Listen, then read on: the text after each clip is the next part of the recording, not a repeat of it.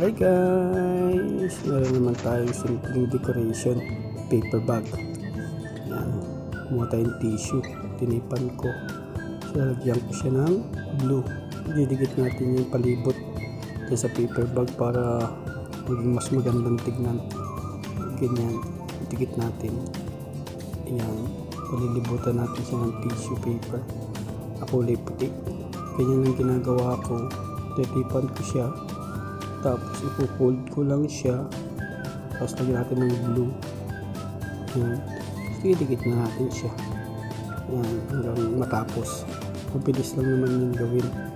Tapos ipapalibot na natin yung mga flower. Ayan, ninadali ko na para hindi kayo mainit. Ayan ang sponge na may water. Nilagyan ko na ng plastic para hindi mabasa yung paper bag. Ayan, tinitipan ko lang. Then ikakat natin yung sobra, ganyan. Then start na tayo magtusok-tusok. Makikita nyo yung mga flower na ilalagay natin. Hindi naman siya ganun kadami, nagkakahalagang 100 real lang siya. Ayan, ayan ang baby rose, mga napili ng customer. Ayan, roses. Ayan po.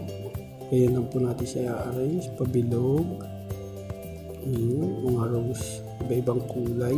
Napili ng customer. Ayan. Pabilog lang po yan. Tapos meron po tayo dyan crease. Ilalagay. Yan. Hyperchrome. Hyperchrome. Na kulay puti. Ayan. Tapos yung green button na crease. Yan. Distribute lang natin paikot para lahat ng side meron siyang button green. Tinatanggal ko pa yung dahon. Ayan. Tapos may uruskos. Lagyan ko ng isang uruskos doon. Tapos ayan na yung crease na puti. I-distribute lang natin paikot din yan para mapuno yung paper bag. Mukhang malaki kasi ngayong buwan na ito nga mga tipid ng mga customer natin, kaya tiyagaan sa pagdidesign talaga kung paano natin mapapalaki yung kanilang bouquet. Yan ang pink, natawag na pink pero para siyang mauve, para siyang violet na ma-pink, tawagin na crease din siya. Yan. Distribute din natin. Tapos lalagyan ko rin siya ng statis na purple after ko ma-distribute lahat ng mga crease. Ayan, pupuno na, diba? Then may mga puwang pa yan. Lalagyan na lang natin siya ng statis na kulay purple. Yan ang mga napili ng customer. Ginugupit-gupit lang para magkasya lahat. Yan. Sana nagkaroon ulit kayo ng panibagong idea. At sana tapusin nyo. Huwag nyong kalimutan mag-like and subscribe. Guys, salamat sa inyo.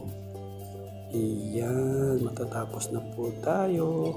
Maraming salamat po sa nagtapos ng aking video. Hindi pong kalimutan mag-like and subscribe. Iyan, sana nagkaroon kayo ulit ng idea kung paano magbigay ng simpleng bouquet at mura. Halagang 100 real. Maraming salamat po sa lahat ng nanonood. At comment lang po kung meron po kayo suggestion. God bless po sa lahat. Thank you. Ayan na, tapos na po tayo.